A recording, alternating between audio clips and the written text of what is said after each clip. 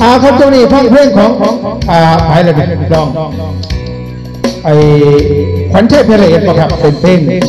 จดหมายเป็นหมันวสันวาถึงจะได้ละ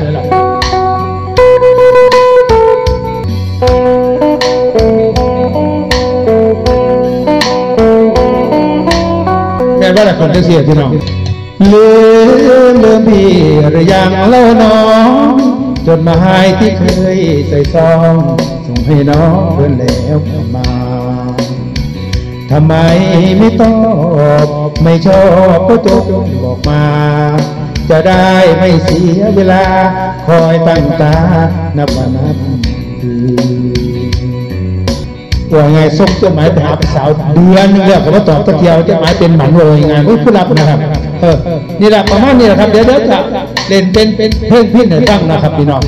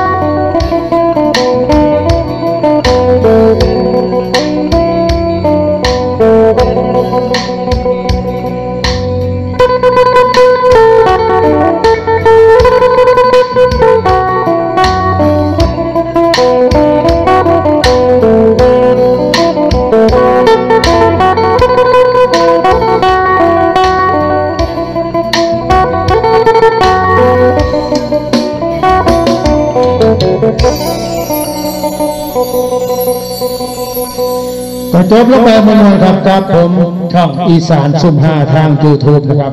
กดติดตามกด Subscribe กดไลค์กดแชร์เพื่อเป็นกำลังใจให้ยิ่งเยอะงามเดินสินะครับเอาแต่ละก็ตามนะครับต้องขออำลาพี่น้องไปนอนสักก่อนนะครับห่วงเพื่อนครับแต่อยากจังปืน มักครับมักคนข้างแค้นครับพี่น้องบ๊ายบาย